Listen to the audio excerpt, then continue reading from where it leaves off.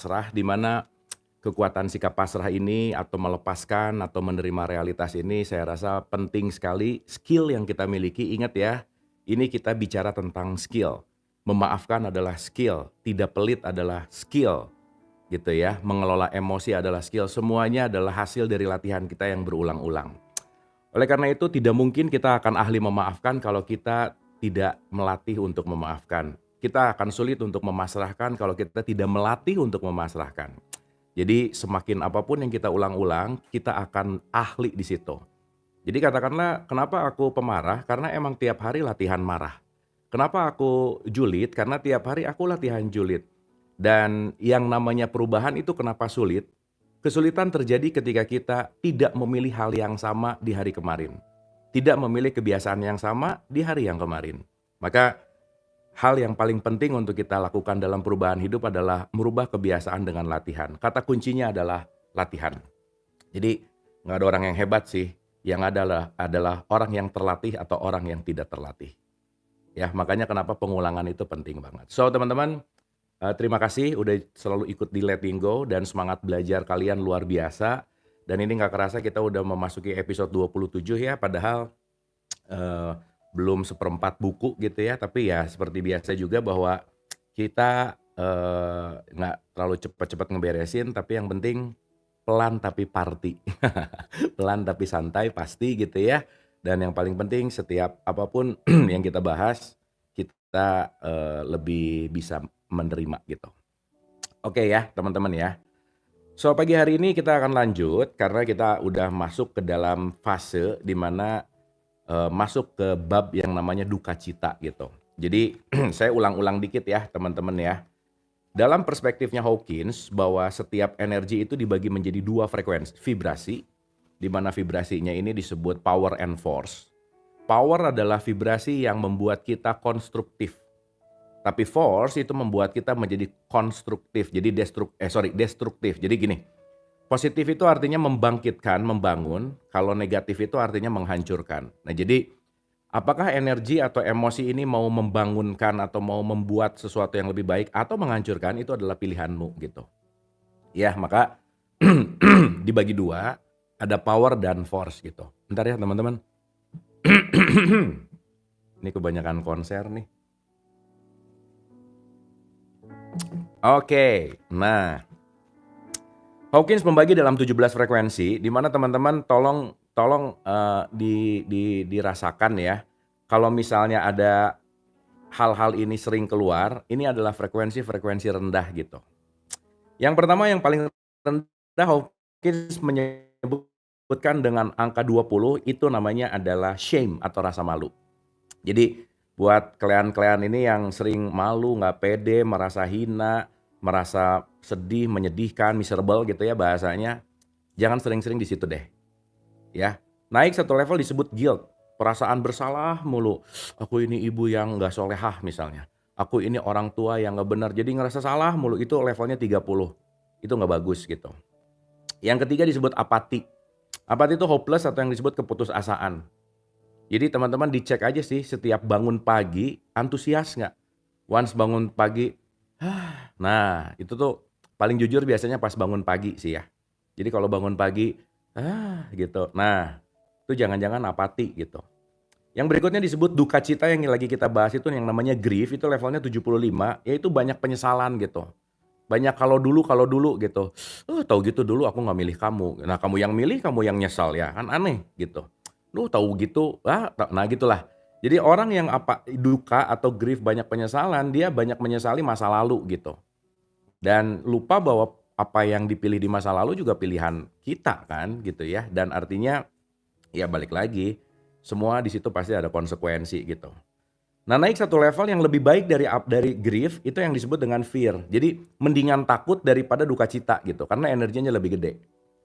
Yang naik berikutnya kalau udah melampaui rasa takut, kita pasti punya hasrat atau yang disebut desire.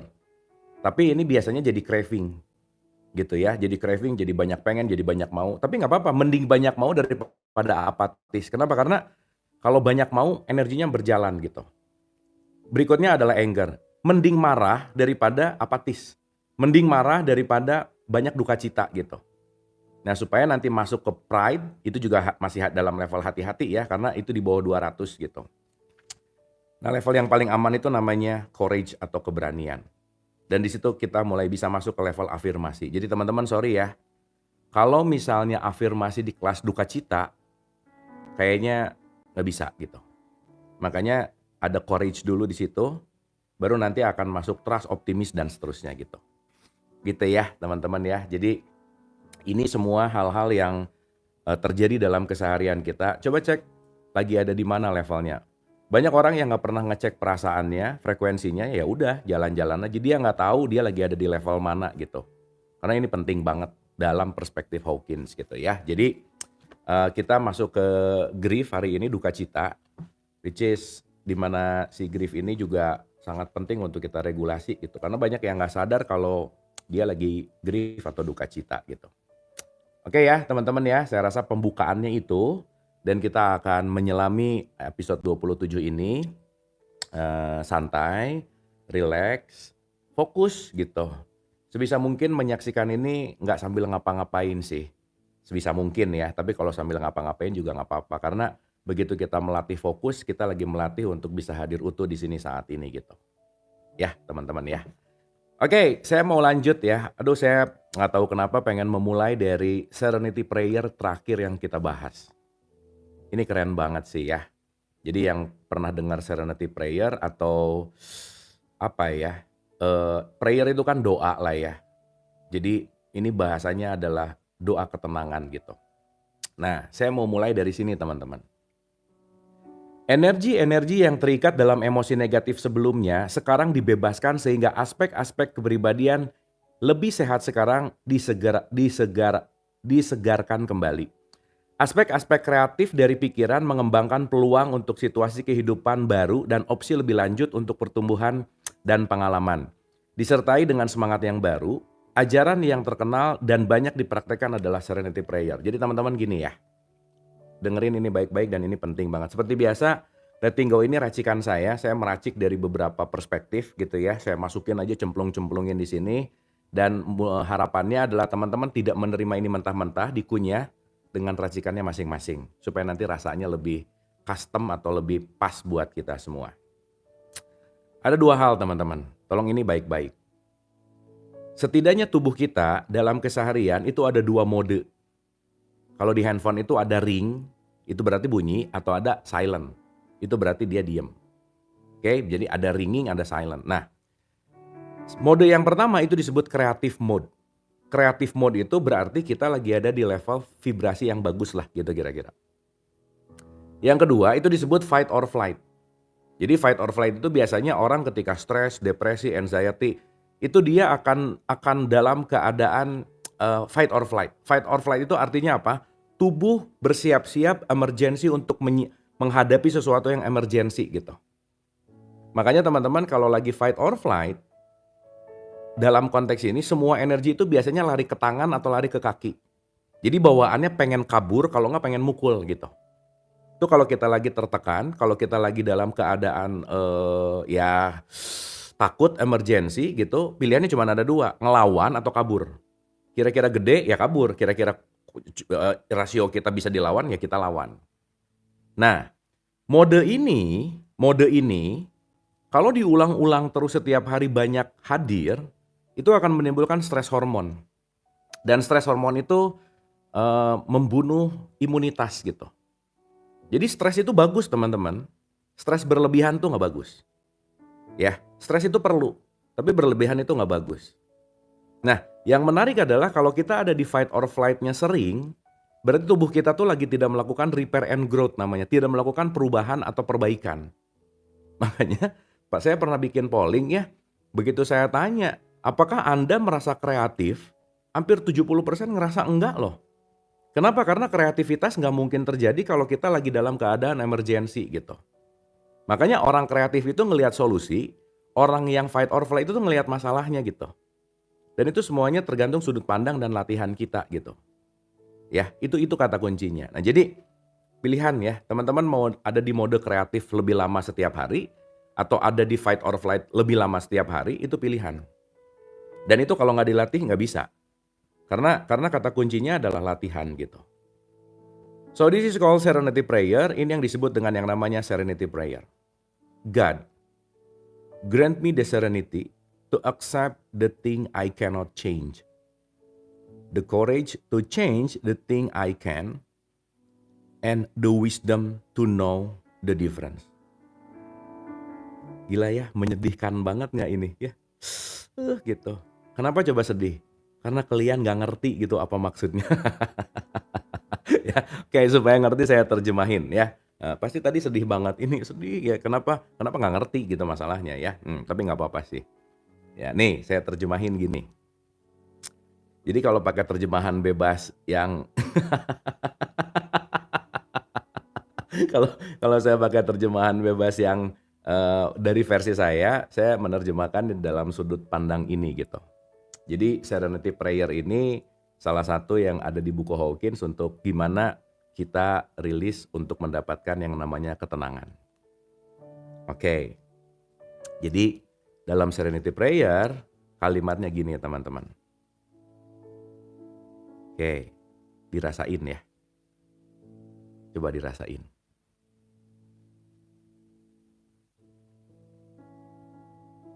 Tuhan yang terkasih dan tersayang, berikanlah aku ketenangan untuk menerima hal-hal yang tidak bisa aku ubah. Berikanlah aku keberanian untuk mengubah hal-hal yang mampu aku ubah. Dan berikanlah aku kebijaksanaan untuk memahami perbedaannya. Keren gak? Kalimat terakhirnya asik sih. Berikanlah aku kebijaksanaan untuk memahami perbedaan mana hal yang bisa aku ubah dan hal yang tidak mampu aku ubah. Ini kalau salah kamar, itu pasti chaos teman-teman. Kalau salah kamar, itu pasti muter-muter, sehingga yang merasa bisa aku ubah ternyata realitas yang tidak bisa aku ubah, pun sebaliknya. Dan yang menarik adalah ketika kita terlalu sibuk mengatur sesuatu yang tidak bisa aku ubah, kita akan muter-muter di level yang sama gitu. Oke? Itulah yang disebut doa ketenangan.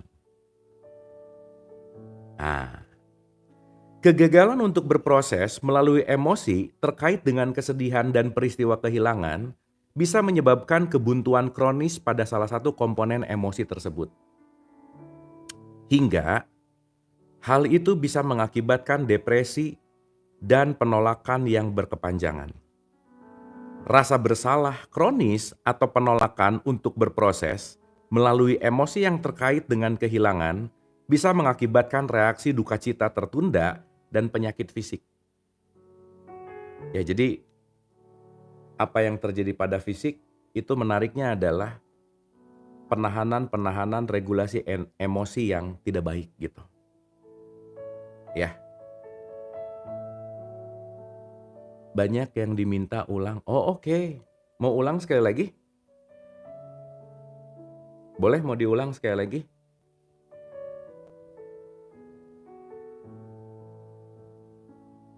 Oke. Sekali lagi ya, teman-teman ya. Oke, pelan-pelan ya. Oke. Mau yang bahasa Inggrisnya, mau yang terjemahannya?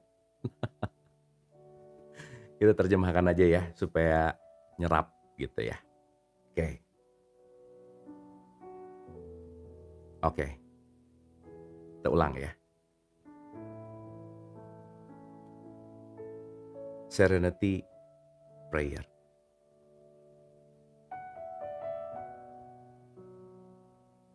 Tuhan yang terkasih dan tersayang, berikanlah aku ketenangan.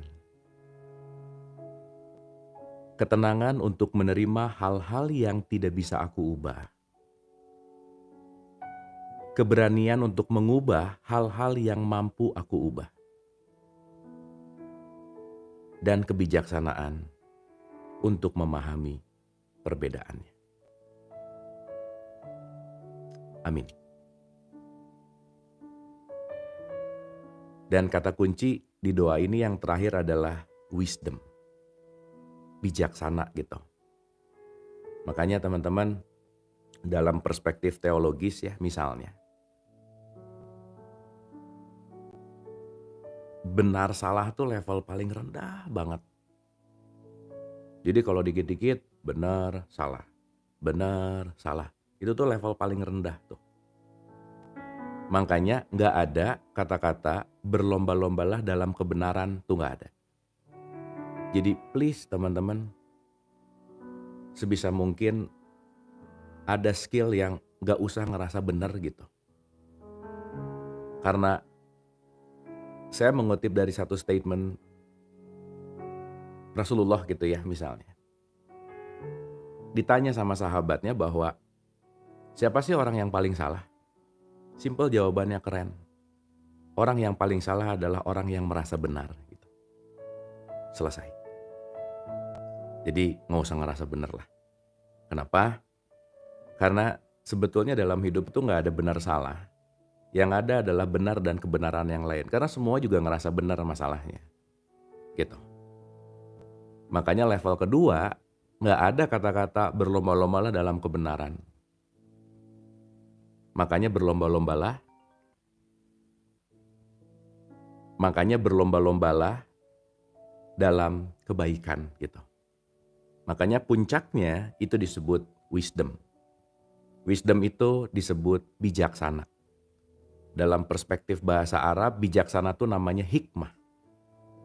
Dalam perspektif yang lain, orang yang sudah bijaksana disebut Buddha gitu.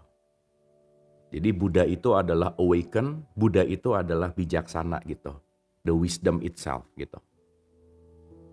Gitu ya, makanya kebijaksanaan, welas asih, memaafkan, udah deh. Itu nggak bisa terpisah satu sama lain gitu teman-teman. Oke? Kegagalan, udah ya ini ya tadi ya. Rasa bersalah kronis atau penolakan untuk berproses melalui emosi yang terkait dengan kehilangan bisa mengakibatkan reaksi duka cita tertunda dan penyakit fisik. Jadi ketika kita nggak letting go, nggak memaafkan, ya sakit gitu. Saya pengen ngulang video saya yang kemarin gini ya teman-teman. Ini Gabor Mate itu bilang gini, I really,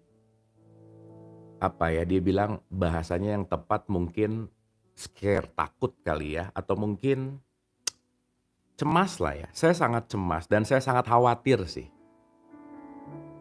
Ketika seseorang yang tidak bisa mengungkapkan perasaannya, bahwa tubuh ini tidak bisa memanipulasi perasaan.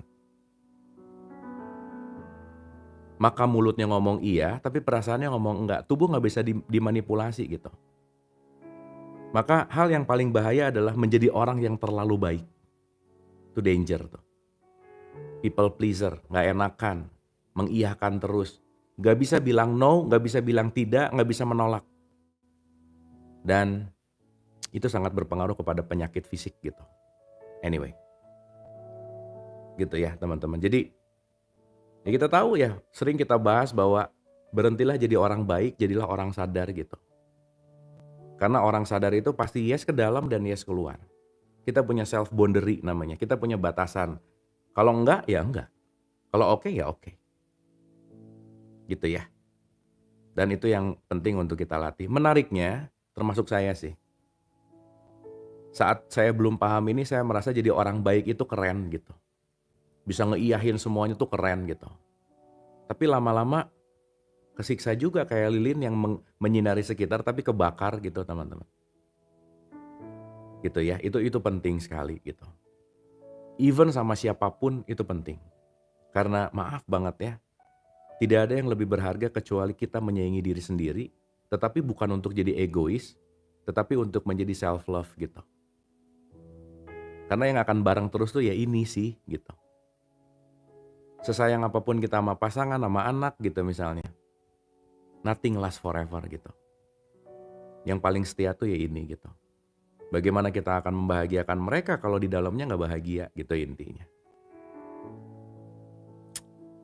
Oke guys, jadi yang udah lama lupa untuk mencintai dirinya, ayo dong.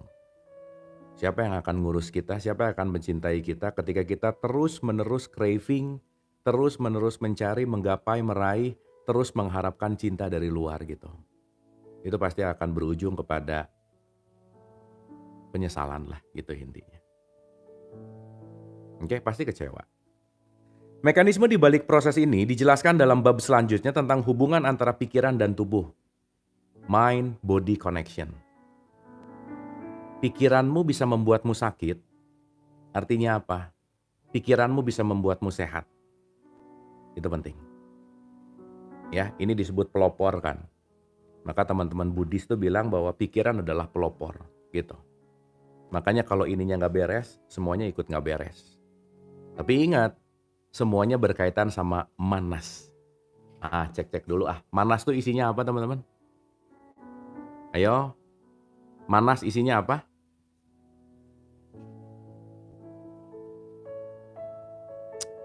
Apa aja isinya manas? Ini sambil kita ujian-ujian ya.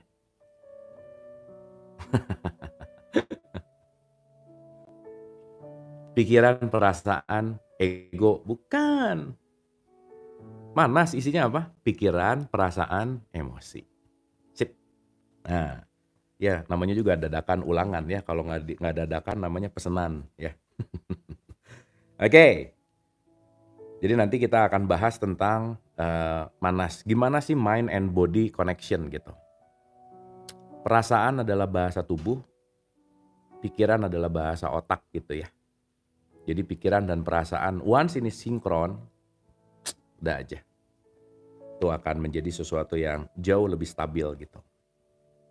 Kan ini sama ini suka nggak sinkron gitu ya teman-teman. Energi yang tertekan dari emosi-emosi yang tak terlepaskan muncul kembali melalui endokrin dan sistem saraf tubuh sebagai ketidakseimbangan energetik yang mengganggu aliran energi hidup melalui meridian akupuntur tubuh.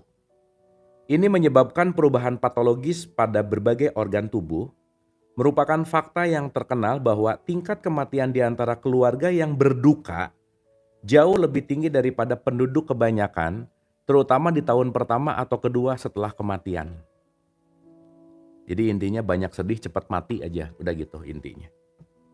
Ya tapi pilihan ya, kalau mau cepat-cepat nggak apa-apa, marah-marah, sedih, udah gitu. Padahal di satu sisi sel kita ini bertahan banget pengen hidup gitu. Jadi selnya mati-matian pengen hidup, sopir selnya mati-matian pengen mati gitu. Kan itu jadi kontradiktif gitu. Ya. Satu sumber rasa bersalah yang berhubungan dengan duka cita adalah amarah pada orang yang dicintai karena pergi. Aduh teman-teman, ini memang PR ya. Ditinggalkan sama orang yang dicintai itu PR sih. Amarah ini sering ditekan karena tampak tidak masuk akal bagi pikiran sadar. Keutamaan orang yang dicintai ditingkatkan dan dilebih-lebihkan dalam fantasi, dan perbedaan ini memperbesar rasa bersalah. Bagaimana kita bisa marah pada orang yang begitu hebat? Ada rasa bersalah karena marah kepada Tuhan, pencipta alam semesta, karena membiarkan peristiwa tragis itu terjadi. Tuhan gak adil banget sih. Udah tahu sayang, kok diambil gitu. Duh sayang ya, dia keburu pergi. Dan saya belum cukup waktu untuk membahagiakan dia gitu misalnya. Tuh maaf ya. Itu mindset orang baik gitu. Gak salah sih. Tapi ya realitas gitu teman-teman. Seorang perempuan berusia 60 tahun datang ke kantor dengan banyak keluhan fisik. Ia mengalami serangan asma, alergi, bronkitis, pneumonia, dan semua jenis kesulitan bernapas. Selama psikoterapi terungkap bahwa ibunya meninggal 22 tahun sebelumnya. 22 tahun sebelumnya. Dan ia menyatakan bahwa yang menarik ia tidak memiliki reaksi apapun terhadap kematian ibunya. Nah ini nih, sok-sokan, kamu kenapa? I'm fine. Nggak kenapa? Nggak apa-apa kok. Tuh ya. Anehnya, meskipun itu adalah tanggung jawabnya, ia tidak memerintahkan Ia tidak memerintahkan batu nisan diletakkan di kuburan ibunya. Dari informasi yang diberikan, jelas ia memiliki hubungan yang sangat dependen pada ibunya. Terkait ibunya, ia bersikap ambivalen karena penolakan sang ibu untuk memenuhi semua kebutuhan dependensinya. Ntar teman-teman, ini ada diksi yang menarik tentang ambivalen. Ambivalen itu apa sih? Ntar ya, saya takut salah. Wait.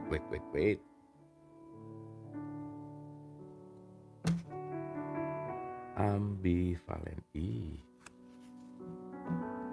Ntar ya. Kan kita barengan belajar ya. Oke. Ambivalensi merupakan keadaan perasaan yang terjadi secara bersamaan antara perasaan bertentangan terhadap seseorang. Oh, oke. Bertentangan. Oh, gini nih. Nih contoh ambivalen. Contoh nih ya, ambivalen tuh gini. Aku benci dia sama dia.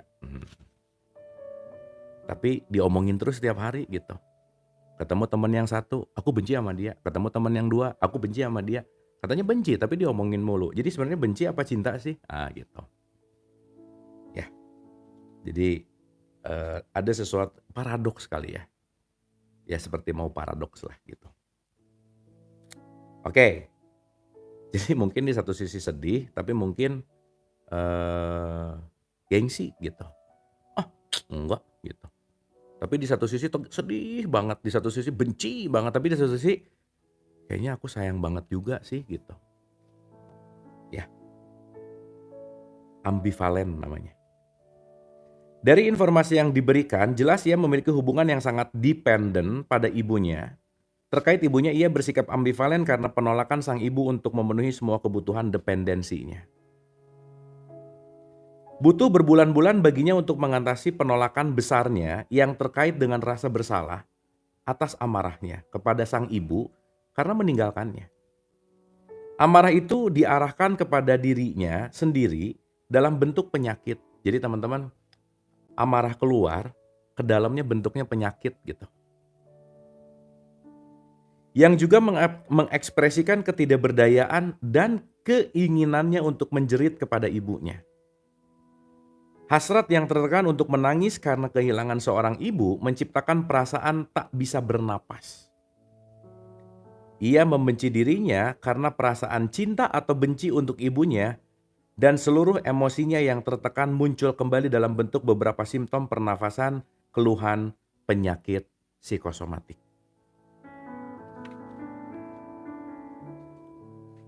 Ketika ia menangani perkabungannya yang tertunda, reaksi terhadap duka cita dan kehilangan mulai muncul ke permukaan.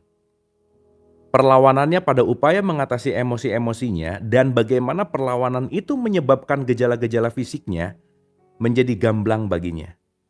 Pada akhirnya, ia mengikuti pelatihan profesional tambahan untuk menjadi seorang terapis yang menangani orang-orang yang sekarat dalam sebuah program rumah sakit. Dahsyat ya teman-teman ya. Betapa bukan ngeri sih. Besarnya pengaruh amarah kepada kesehatan gitu.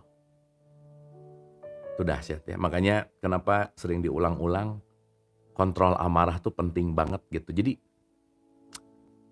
mungkin kita belajar untuk lebih sadar bahwa kebencian kita keluar itu adalah senjata pembunuh utama untuk diri sendiri gitu.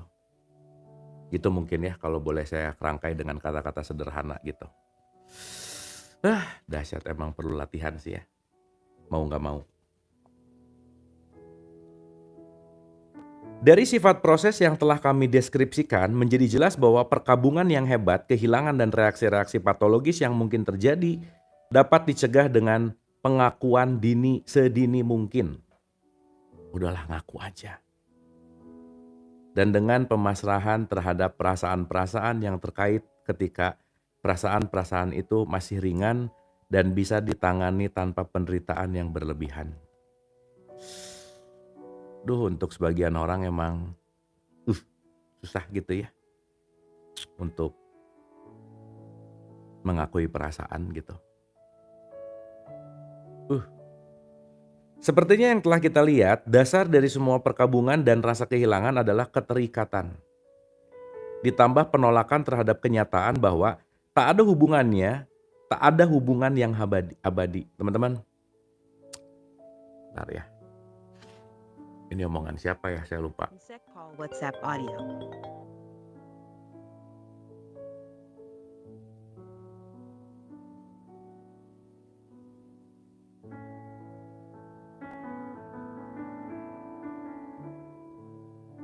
Oke, sorry tadi ada bad signal. Oke. Aduh, saya lupa kok ini omongan siapa ya. Bentar teman-teman. Duh, nanti ingat sendiri. Dia bilang gini. Siapapun kalian pasti akan ada waktu untuk berakhir, yang berpasangan akan berpisah, yang berteman akan berpisah, yang hidup akan berpisah, dan semuanya keterpisahan itu sesuatu hal yang nggak bisa ditolak gitu.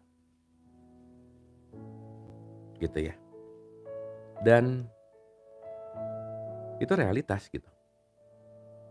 Makanya ketika kita bicara dalam konteks mati, kita tuh bukan takut mati tetapi kita takut akan konsep mati.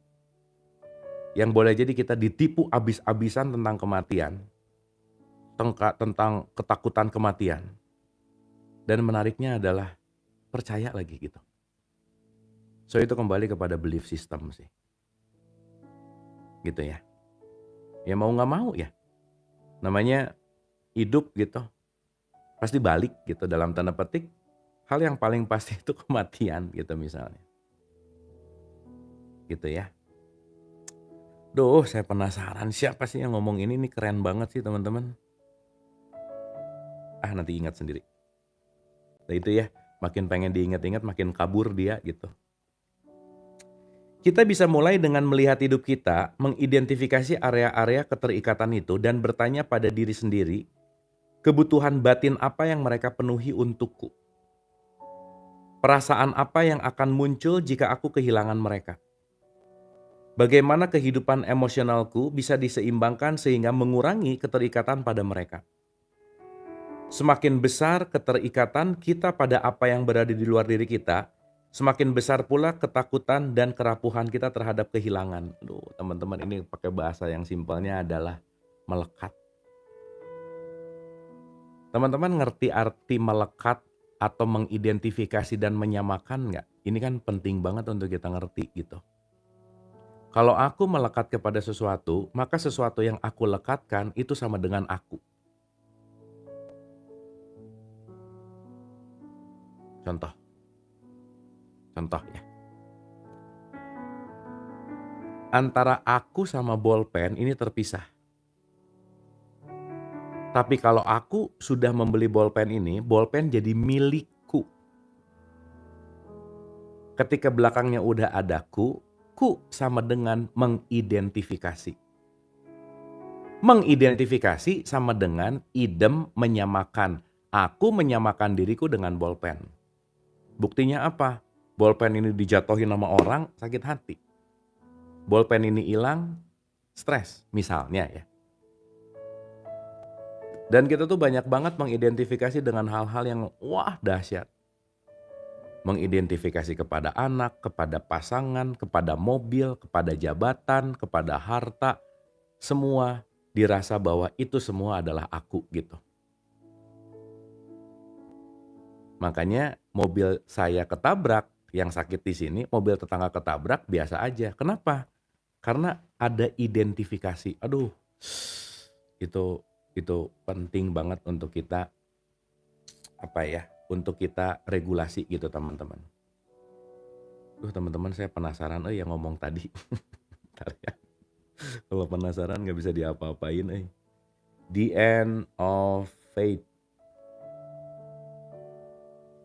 Ya, yang ngomong tadi namanya Sam Harris. Dia bicara tentang epiphany gitu. Sam Harris bilang, epiphany will come, dia bilang. Dan once kita hidup dalam emergency terus, ya jangan lupa bahwa kematian itu pasti gitu. Jadi jangan sampai gimana ya bahasanya ya. perjalanan menuju yang pasti itu dipilih gitu, daripada banyak sedihnya mendingan banyak happy-nya gitu misalnya. Dan itu adalah pilihan. Karena pada akhirnya kita punya expire date gitu intinya. Nah Sam Harris tuh ngomong gitu, itu keren sih. Ada di podcastnya dia tentang epiphany atau pencerahan gitu. Teman-teman saya boleh bacain sesuatu nggak? Jadi ingat ini, wah ini keren nih. Saya pernah bikin tulisan tentang si tulisan ini.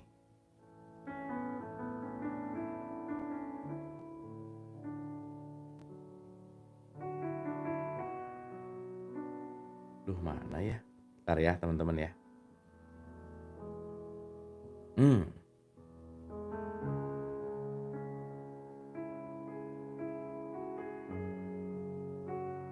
Oke. Jadi saya mau bikin VT-nya khusus deh untuk ini. Ya teman-teman, gara-gara ingat Sam Harris, dengerin ini ya. Kita belok dikit boleh ya teman-teman ya? Oke nggak ini? By the way. Dengerin ini baik-baik ya. Clear ya? Oke. This is something nice. Tulisan ini saya kasih judul Eternal Now. Keabadian di saat ini. Mungkin kita semua sering sekali kedatangan tamu yang bernama kebingungan dan khawatir. Hal itu terjadi ketika kita tidak benar-benar sadar sedang berada di mana saat ini.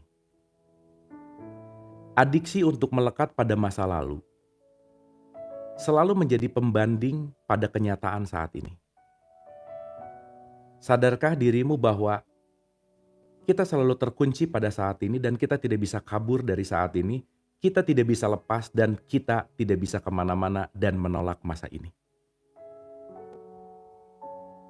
Adiksi ini banyak membuat kita semua menyia-nyiakan waktu ketika ternyata hidup berjalan semuanya normal. Seapa adanya. Sehingga menyia-nyiakan waktu menjadi sebuah kebiasaan yang tanpa sadar mengambil alih kesadaran diri. Adiksi ini membuat kita berlebihan terhadap sesuatu yang tidak tepat dan bisa jadi membuat kita peduli kepada hal yang salah. Dan banyak menyesali terhadap apa yang kita sangat peduli. Adiksi ini membuat kita salah menaruh atensi dan fokus yang mungkin sudah dilakukan bertahun-tahun tanpa sadar. Sampai datang hari di mana kita semua akan sakit, orang-orang yang kita sayangi akan meninggal, di mana saat itu mungkin akan timbul pertanyaan, kemana aja aku selama ini? Bahkan jika kita memiliki umur 100 tahun, kita tidak hidup selama itu. Karena kebanyakan terbuang sia-sia oleh adiksi itu. Pertanyaannya, sudah berapa lama kita benar-benar hidup? Sebaliknya, seberapa hebat kita merencanakan sesuatu untuk masa depan, seberapa besar antisipasi merasa masa depan yang dibuat, kenyataannya bahwa hidup hanya terjadi saat ini. Masa lalu hanya memori, masa depan hanyalah ilusi. Banyak orang mencari dan berharap untuk kebahagiaan di masa depan, dan masa depan itu tidak pernah terjadi. Kita selalu ingin menyelesaikan masalah dan terus-menerus fokus untuk mencari jalan keluar dari masalah. Padahal, teramat sangat memungkinkan untuk meninggalkan masalah itu sejenak untuk bisa menikmati hidup di sini saat ini. 27 Oktober 2023, 15.00 Jakarta. Itu jadi ingat memori itu teman-teman. Anyway, semoga ada sesuatu di tulisan itu. Lanjut ya. Dapat ya teman-teman ya. Itu sih pas saat itu ada kalimat, kemana aja kamu? Orang yang hidup 100 tahun tuh gak selama itu ternyata hidupnya. Mungkin ya beberapa tahun aja sih. Karena dalam 100 tahun jangan-jangan muter-muter di memori, ilusi, memori, ilusi, memori, ilusi. Jadi hidup nggak sih sebenarnya gitu. Oke.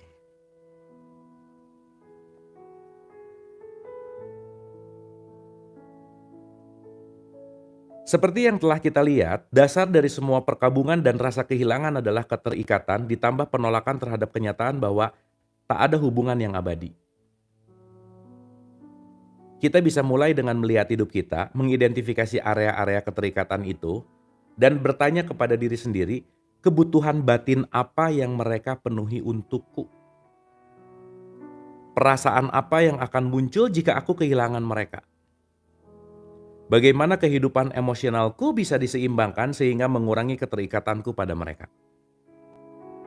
Semakin besar keterikatan pada apa yang berada di luar diri kita, semakin besar pula ketakutan dan kerapuhan kita terhadap kehilangan.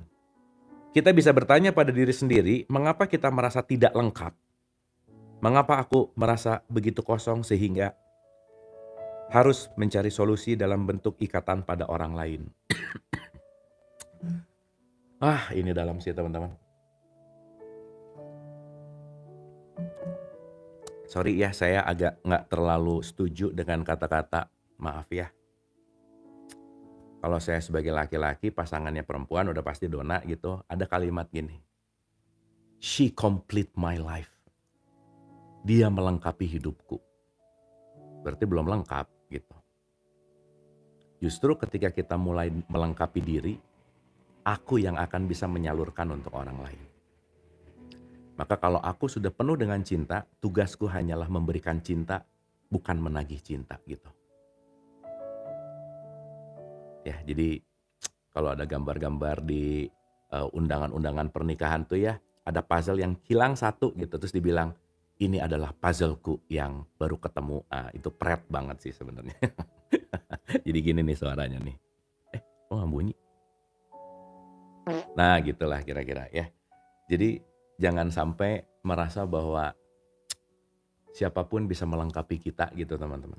Nggak ada lah gitu. Ya, sama kayak sebelum nikah kan ngomong, he is the right man. Dia yang paling tepat dalam hidup. 3 tahun kemudian kecewa lah, udah pasti. Udahlah, nggak ada right man, nggak ada right spouse, nggak ada pasangan terbaik gitu, nggak ada. Semuanya tumbuh gitu. Nanti akhir-akhirnya apa coba? Kamu kok berubah sekarang? Namanya juga hidup ya, pasti berubah gitu. Jadi maunya gitu mulu dari dulu sampai akhir hayat gitu kira-kira. Anyway.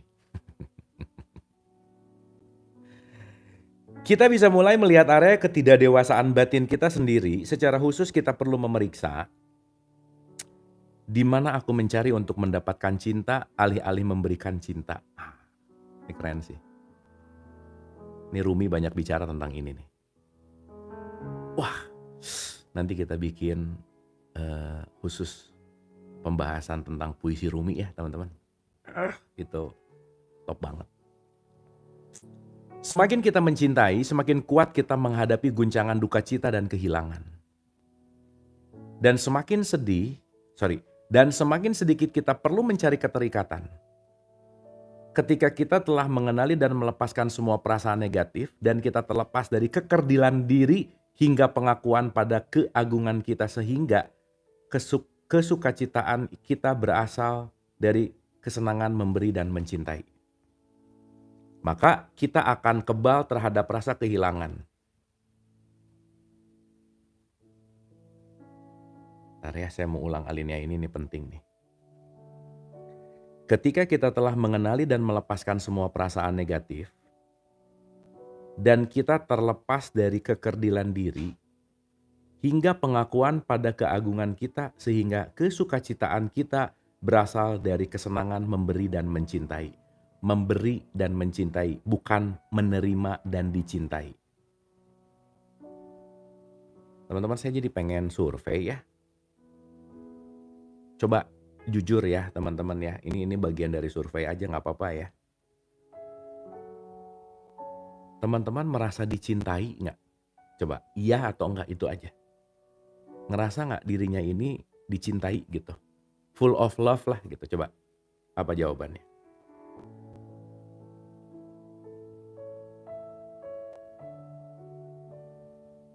Iya sih. Not really, yes. Iya, tidak. Lucunya yang jawaban enggak di mana-mana lebih banyak loh teman-teman. Nggak apa-apa ya, kan ini bukan bener salah baik buruk, bukan ya teman. Bukan berarti kalau sekarang aku ngerasa nggak dicintai terus aku jelek, bukan, bukan. Kan tadi kita udah bilang, jangan pretending gitu. Nah gitu, oke.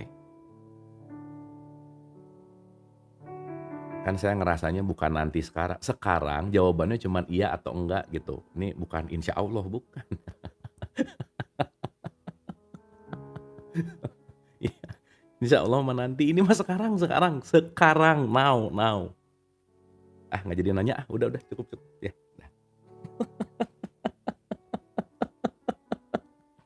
Kadang iya, kadang enggak. Ya udahlah gitu ya. Oke, ya udah yang penting saya dapatlah jawabannya ya. Heeh, hmm, ya oke. Hmm, merasa sih tapi ragu-ragu, iya nggak apa-apa, boleh. Mhm, iya, iya oke. Ya, oke. Mhm, bagus. Mmm,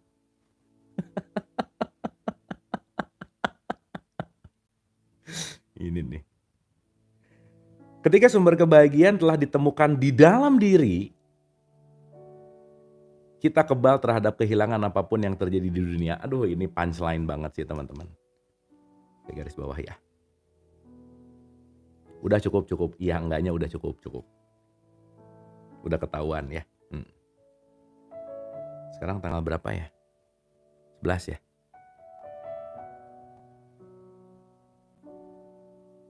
Oh iya, benar. 11 Oktober jam 8.54. Oke ya, teman-teman ya. Ketika kita mencermati kehidupan kita dengan seksama, kita melihat semua ikatan dan pelarian diri kita. Masing-masing merepresentasikan sumber penderitaan potensial di masa depan. Area-area yang sangat penting harus diperiksa dengan cermat, misalnya. Mari kita ambil contoh kegagalan menghadapi masalah-masalah ini dalam kasus sindrom pensiun. Nah ini kan, di sini ada yang udah pensiun. Ini kan usia-usia pada pensiun ya. Secara tradisional, sindrom pensiun bisa terjadi pada perempuan ketika pekerjaan membesarkan anak-anak berakhir karena anak-anak sudah dewasa dan meninggalkan rumah. Nah, ini pensiunnya ibu yang udah beres anak-anaknya dewasa, terus anak-anaknya udah pada pergi gitu. Ini yang disebut dengan yang namanya empty-nest syndrome. Oke. Juga pada para lelaki ketika mencapai usia pensiun atau kehilangan pekerjaan atau karena cacat fisik sehingga tak sanggup melanjutkan pekerjaan sebelumnya. Reaksi yang biasanya terjadi pada usia paruh baya itu disebabkan oleh penolakan yang terjadi bertahun-tahun sebelumnya. Seringkali ada kekurangan ketika menghadapi hal yang tak terhindarkan dan membuat rencana aktivitas lain yang diharapkan mampu memuaskan kebutuhan batin yang sama, yaitu penghargaan pada diri sendiri. Perasaan masih menjadi orang penting, hasrat untuk merasa terus dibutuhkan dan bermakna, dan keinginan untuk memberikan kontribusi dan menjadi produktif. Nah itu sih. Jadi dulu sebenarnya nggak pensiun juga tapi anggap aja gitu ya. Dulu waktu pensiun di dunia entertain gitu ya, beda lah ya sekarang nggak gitu. Itu menarik sih teman-teman. Bahwa apa ya? Gimana ya saya bisa ngasih kata-kata gini. Jangan gini, ini menarik nih. Teman-teman, ada satu perasaan gini. Dulu sebelum saya masuk TV, ada craving yang kayaknya terkenal enak deh gitu. Dan mungkin teman-teman belum pernah merasa jadi orang terkenal ya misalnya ya. ternyata nggak enak gitu. Ternyata begitu begitu masuk kepada sesuatu yang diinginkan pada saat craving tadi gitu ya, begitu orang ngelihat, tahu lah, apalah, gimana lah, ternyata apa yang dipengenin dalam bentuk craving itu sesuatu yang tidak menyenangkan gitu. Tetapi ketika ada attachment, di mana mau melepaskan masa itu juga wah pergulatan batinnya dahsyat gitu teman-teman. Itu yang saya rasain ya. Jadi ketika lepas dari dunia TV gitu misalnya ya, ini pengalaman subjektif saya, ini kalau kita ngomongin ya pensiun gitu. Itu yang ngebuat mungkin kalau sekarang ada kata yang disebut post power syndrome gitu ya. Nah itu PR banget sih gitu. Itu salah satunya dan setiap kita pasti punya pengalaman masing-masing ya terhadap itu gitu. Makanya hati-hatilah terhadap pujian. Karena banyak nyamuk yang mati karena tepuk tangan. Jadi kalau banyak tepuk tangan hati-hati juga. Nyamuk bisa mati gara-gara tepuk tangan gitu kira-kira teman-teman. Itu sih bahasanya. Ini contohnya kan tepuk tangannya kayak gini. Nah itu banyak nyamuk yang mati itu. Nah artinya apa? Attachment itu emang PR sih. PR banget gitu. Dan berputar-putar di wilayah itu tuh perlu perlu apa ya? Perlu kesadaran gitu. Ya, gitu teman-teman. Antisipasi terhadap hal yang tak bisa dihindari dan persiapan untuk itu kini menyebabkan ketidaknyamanan yang relatif kecil jika dibandingkan dengan duka cita dan kehilangan traumatis di kemudian hari. Jadi jangan sampai gede udah di puncak ya besar baru disadari ya sebisa mungkin kita mereduksi gitu ya teman-teman. Jadi gini, kalau sekarang mulai sadar bahwa aduh ternyata banyak banget yang dipendam, udah mendingan cepet-cepet gitu daripada nunggu tahun depan gitu maksudnya. Ya, kita bisa melihat hubungan cinta kita dan memeriksanya secara jujur. Nggak jadi nanya. Sejauh mana hubungan itu memenuhi kebutuhan batin kita? Nah tadinya mau nanya ini tapi nggak usah lah. Udah kelihatan dari jawaban sebelumnya ya. Sejauh mana kita benar-benar menggunakan orang lain, mengeksploitasinya demi kepentingan kita sendiri. Apalagi ini, udah malas nanyanya. Sejauh mana mereka ada hanya untuk melayani kebahagiaan kita. Untuk mengetahuinya, yang perlu kita lakukan adalah bertanya pada diri sendiri. Jika mereka jauh lebih bahagia ketika meninggalkanku, bagaimana perasaanku menghadapinya? Jangan-jangan dia lebih bahagia tanpa aku. Ayo, gimana? Ini nih pertanyaan sadis nih, Hawkins bisa aja emang ya. Di kapan-kapan kalau mood saya mau nanya, sekarang mah enggak. Jika mereka jauh lebih bahagia ketika meninggalkanku, bagaimana perasaanku menghadapinya? Ini akan menyingkap sejauh mana kita berusaha membatasi dan mengendalikan orang lain yang merupakan kemelekatan. Dan itu bukan cinta gitu. Banyak orang mengatasnamakan kemelekatan dengan atas nama cinta gitu teman-teman. Anyway. Ini kampret banget pertanyaannya ya. Sadis ya. Ya nanti kapan-kapan saya tanya. Meskipun nggak ditanya, udah dijawab di dalam juga sih masing-masing ya.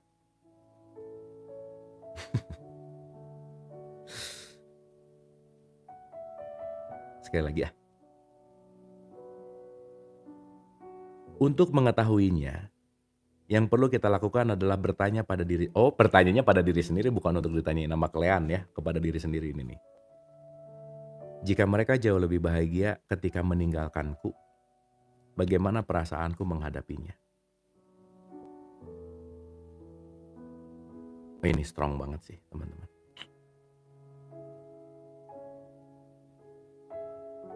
Wah top. Oke ya teman-teman. Lebih dari 2000 tahun silam, Sang Buddha melakukan pengamatan seksama bahwa akar dari semua penderitaan manusia adalah hasrat dan kemelekatan. Attachment means roots of suffering. Dan sejarah manusia hanya membuktikan kebenaran pernyataannya.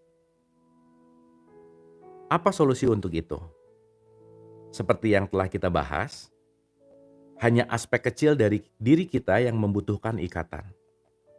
Diri yang kecil ini tunduk pada serangkaian program yang menakutkan dan tidak memadai. Yang tanpa sadar kita biarkan menyetir hidup kita.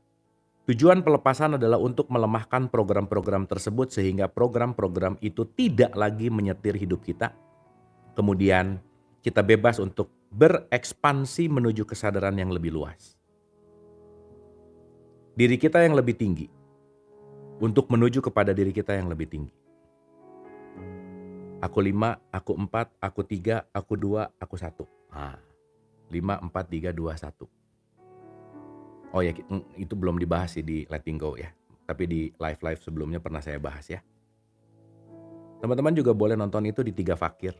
Cari aja di YT 3 Fakir gitu. Bagian dari diri kita yang disebut diri yang lebih agung, atau aku 2 lah ya, anggap begitu. Lebih memberikan cinta ketimbang mencari dan menuntut cinta. Akibatnya, muncul kesadaran bahwa kita selalu dikelilingi oleh cinta yang tidak terbatas. Cinta seorang otomatis tertarik pada orang yang penuh cinta. Cinta secara otomatis tertarik pada orang yang penuh cinta. Love attract love. Ya. Dengan terus-menerus melepaskan perasaan-perasaan negatif, kita menyembuhkan rasa sakit saat ini dan mencegah terjadinya rasa sakit di masa depan. Ketakutan digantikan oleh kepercayaan dan dengan itu muncul kebahagiaan yang mendalam. Makanya kalau ada komen-komen yang gimana gitu, saya lebih ngelihat bahwa lebih banyak komen yang oke dan penuh dengan cinta gitu. Dan daripada sibuk dan ribet sama yang sedikit, mendingan saya mensyukuri dengan yang apa yang banyak yang gak pernah terbatas gitu misalnya teman-teman. Imunitas terhadap duka cita karena kehilangan terjadi ketika kita mengganti ketergantungan pada diri kecil kita. Aku 3. Dengan ketergantungan pada diri sejati, aku 2. Kita mencari rasa aman pada diri sejati yang abadi, bukan pada diri kecil kita. Yang sementara, yang ada waktunya, yang terlimitasi. Dan untuk menyadari bahwa ada yang lebih besar dari dirimu yang kecil ini yang hanya sebagai identitas, itulah diri sejatimu yang tidak terbatas. Kenapa sibuk kepada yang terbatas sementara yang tidak terbatas selalu menyertai? Terima kasih. Oke teman-teman, terima kasih pagi hari ini sudah membersamai untuk berletting go di episode 27. Semoga ada something dari teman-teman yang bisa didapat di hari ini, di pagi hari ini. Dan semoga pagi hari ini booster untuk kita untuk lebih letting go lagi. Anyway, sebelum penutupan, pelajaran apa yang teman-teman dapatkan hari ini? Boleh tolong tulis di kolom komentar. Aku dapat ini deh, aku jadi ngerti ini deh. Ataupun aku gak dapat apa-apa, it's okay. Tidak mendapatkan apa-apa pun adalah pesan, jangan lupa ya. Jadi ada orang yang bilang, sebel deh dia gak ngebalas pesan aku. Ingat ya, tidak membalas pesan adalah pesan juga gitu.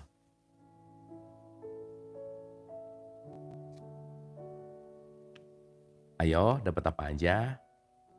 Ikatannya oke. Ini yang paling diingat adalah I love you adalah pret. Iya, bagus sih. Nice. Iya benar, kemana aja selama ini. Wah keren. Sip ya teman-teman ya. Gak usah terlalu panjang-panjang. Singkat tapi jelek, itu yang menarik. Oke teman-teman, please do self love. Jangan lupa cintailah dirimu. tidak akan ada yang bisa lebih mencintai apapun kecuali aku mencintai diriku dan, ya kita terus belajar, terus berlatih karena tidak ada yang ahli, tidak ada yang terbiasa kalau tanpa membiasakan dan melatih. Selamat melatih, sampai ketemu di Letting Go 28. Love you all.